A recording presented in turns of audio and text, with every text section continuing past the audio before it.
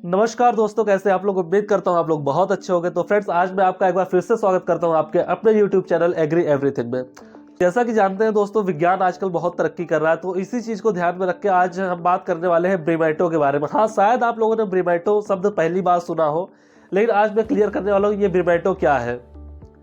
तो दोस्तों, हम देख रहे हैं जिस तरीके से टमाटर और बैगन की खपत दिन प्रतिदिन बढ़ती जा रही है, उस चीज को ध्यान में रख के भारतीय कृषि अनुसंधान संस्थान एवं भारतीय सब्जी अनुसंधान संस्थान ने दोनों ने मिलकर के एक ऐसा पौधा तैयार किया है जिसमें हम टमाटर और बैगन एक साथ ले सकते हैं। जी हाँ, आपने सही सुना, टमाटर और बैगन की खेती एक साथ हम ले सकते हैं। इससे क्या होगा, हमारे किसानों को भी दोगुनी फायदा होगी और आने वाले टाइम पे जब जनसंख्या जिस तरीके से वृद्धि हो रही है, उनके लिए भी हम खाद्य की आपूर्ति कर सकेंगे। तो हाँ दोस्तों, अगर आप भी ब्रीमैटो के बारे में जानना चाहते हैं ब्रीमैटो है क्या, तो वीडियो में अंत तक बने रहिए, आपको आज सारी कहानी पता चल जाएगी। तो चलिए स्टार्ट करते हैं। दोस्तों, मैं आप लोगों को बता देना चाहता हूँ कि चाइना के बाद सर्वाधिक उत्पादन करने वाला बैगन और टमाटर का है तो भारत है। इसके बावजूद भी हमारे ऐसे बहुत सारे राज्य हैं जैसे कि उत्तर प्रदेश, राजस्थान, झारखंड, तमिलनाडु या फिर केरला, तो इनकी जो सब्जी की खपत है उनके उत्पादन से कहीं ज़्यादा है। ऐसे में हम निर्यात के बारे में तो सोच भी नहीं सकते। तो अगर हमें निर्यात करना है सब्जियों का, फलों का, तो कहीं ना कहीं हमें नए नए आयामों को अपनाना होगा। तो इन्हीं सभी के उपक्रम में ब्रीमैटो को तैयार किया गया है। ब्रीमैटो स्टार्ट करने से पहले आप एक शब्द और जान लीजिए, पोमैटो। शायद आप लोग पोमैटो के बारे में सुना होगा। तो पोमैटो मीन्स पोटैटो और टोमेटो से लिया गया है। पोटैटो और टोमेटो से ग्राफ्टिंग करके पोमैटो बनाया गया, जिसमें आलू और टमाटर की खेती हम एक साथ कर सकते थे। लेकिन हाँ दोस्तों, अब आ गया है ब्रीमैटो। ब्रीमैटो में हम टमाटर और ब्रिंजल की खेती यानी बैगन की खेती एक साथ करेंगे। और किस तरीके से करेंगे, तो यही मैं आपको बताने वाला हूँ।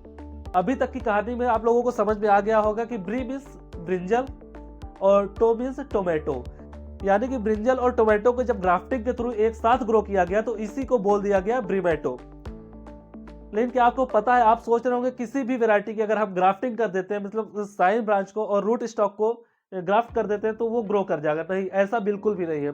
इसके पीछे बहुत ही बड़ी साइंस वर्क करती है। मीन्स जो पौधे कंपैटिबल होते हैं, मीन्स चाहे टमाटर हो या फिर बैगन होगा, ऐसी वैरायटी का ही सिलेक्शन करेंगे जो एक दूसरे के साथ कंपैटिबल हो, जो एक साथ ग्रो कर सके। तो ब्रीमैटो के लिए जो वेराइटीज हुई है, जो प्रजातियां यूज की गई है, पहली वेरायटी यूज की गई इसमें काशी अमन, जो कि टमाटर की वेरायटी, और ये संकर प्रजाति है, मीन्स हाइब्रिड वेरायटी है। और यह विषाणु मतलब कि जो वायरस से होने वाले रोग है उनके प्रति अवरोधी है। और दूसरी वेरायटी ली गई है हमारी बैगन की। बैगन की वो वेरायटी है जो कि सूखे के प्रति अवरोधी है, काशी सदेश वेरायटी का प्रयोग किया गया है इसमें। ये तो हो गई हमारी साइन ब्रांच, मीन्स जो काशी अमन और काशी सदेश यूज किया गया, ये है हमारी साइन ब्रांच। जैसे कि आपको पता शायद ना पता हो कि साइन क्या होता है। साइन ब्रांच वो ब्रांच होती है जिसमें हमें फल लेना होता है। मीन्स जब हम दो पौधों को जोड़ते हैं, किसी भी पौधों को, जो नीचे वाला पार्ट होता है उसको बोलते हैं रूट स्टॉक, और ऊपर वाला जो पार्ट होता है उसको बोलते हैं साइन। तो साइन के रूप में मतलब कि जिसमें हमें फल लेना, उस ब्रांच को बोलेंगे साइन ब्रांच। और जो नीचे, तो दोस्तों जो हमने काशी अमन वेरायटी ली और काशी सदेश वेरायटी ली, ये हमारी साइन ब्रांच है। और इसके नीचे हम यूज करेंगे रूट स्टॉक। शायद आप लोगों को रूट स्टॉक और साइन ब्रांच में डिफरेंस ना पता, तो मैं आपको कंफर्म करा देना चाहता हूँ। साइन ब्रांच वो ब्रांच होती है जिसमें हम पौधे को ग्राफ्ट करते हैं। जब हम कोई नीचे का पौधा होता है और ऊपर का पौधा होता है, जो ऊपर वाली टहनी जो हम उसमें जोड़ते हैं वो कहलाती है हमारी साइन ब्रांच। मतलब जिसमें हमें फल लेना है उस ब्रांच को बोलेंगे साइन ब्रांच। और नीचे जिससे हमें न्यूट्रिशन पौधों को देना है वो ब्रांच होती है हमारी रूट स्टॉक। तो रूट स्टॉक के लिए हम कौन सी वेराइटीज चुनेंगे वो मैं आपको बता देना चाहता हूँ। IC 111056 और दूसरी वेरायटी यूज की गई है IC 354557। और तीसरी वेरायटी क्या ले सकते हैं, IC 374873। ये कुछ वेराइटीज है जिसको एज अ रूट स्टॉक लेते हैं, मीन्स नीचे जिससे हमें न्यूट्रिशन पौधों को देना है वो हमारी ये वेराइटीज होंगी। और ऊपर वाली जो दो वेराइटीज हमने बताई उससे हमको फल लेना है, मीन्स साइड ब्रांच उससे लेना है। तो अब हम बात करते हैं किस तरीके से कलम को तैयार करेंगे। तो दोस्तों, कलम लगाने के लिए सबसे पहले जो वेराइटीज हमने चुनी है उन वेराइटीज को गमले में लगा देंगे, या फिर कहीं पे भी आप मिट्टी में भी लगा सकते हैं। तो दोस्तों हम दो वेराइटीज लिए हैं, जो बैगन की और टमाटर की। तो बैगन की जो पौध होनी चाहिए वो लगभग 25 से 30 दिन की पुरानी होनी चाहिए, और जो टमाटर की पौध होगी वो लगभग 20 से 25 दिन की पुरानी होनी चाहिए। और उसके बाद जो हमने रूट स्टॉक लगा रखा था, रूट स्टॉक ग्रो हुआ रहेगा, उस पे ले जाके हमें उससे ग्राफ्ट करना है। ऐसे नहीं ग्राफ्ट कर देना किसी भी तरीके से, तो उसका भी एक प्रॉपर पैटर्न है किस तरीके से ग्राफ्ट किया जाएगा। तो सबसे पहले जो हमने रूट स्टॉक तैयार किया है, रूट स्टॉक मतलब नीचे वाली जो पौध है उस पे क्या है कि 5 से 7 मिलीमीटर का एक चीरा लगाएंगे 45 डिग्री पर, और तब सेम वैसा ही कट करेंगे। जो साइन ब्रांच होगी उस पर भी 45 डिग्री पे लगभग 5 से 7 mm का कट लगाएंगे, और उस कट को ले जाके उस पर ग्राफ्ट करेंगे और उसको अच्छी तरीके से ग्राफ्टिंग टेप से चिपका देंगे। तो दोस्तों अब हमारी ग्राफ्टिंग हो गई। ग्राफ्टिंग के बाद हमें पौधे को यूं ही कहीं भी नहीं छोड़ देना है, क्योंकि अभी उसको बहुत ज़्यादा केयर और मेंटेनेंस की ज़रूरत है। क्योंकि ग्राफ्टिंग होने के बाद हम पौधे को ऐसी जगह पे रखेंगे जहाँ पे प्रॉपर लाइट होनी चाहिए, प्रॉपर ह्यूमिडिटी होनी चाहिए और प्रॉपर टेम्परेचर होना चाहिए। 5 से 7 दिन तक उसको ऐसी ही कंडीशन में रखेंगे। उसके बाद उसको पौधे को उठा के हम ऐसी जगह पे रखेंगे जहाँ पे थोड़ी सी छायादार जगह पे रखेंगे। उसके बाद जब पौधा स्टेब्लिश हो जाएगा, लगभग 15 से 20 दिन में ये पौधा पूरी तरीके से स्टेब्लिश हो जाएगा, आपको दिखने लगेगा उसमें थोड़ी थोड़ी ग्रोथ आनी स्टार्ट हो गई है। तब उस पौधे को हम उठा के ले जाके हम अपने फील्ड में तब जाके एग्जीक्यूट करेंगे, मीन्स तब जाके हम फील्ड में उसको लगा देंगे। जब पौधे को हमने अपने खेत में लगा दिया, उसके लगभग 60 से 70 दिन के बाद उसमें से हमें फल आने स्टार्ट हो जाते हैं।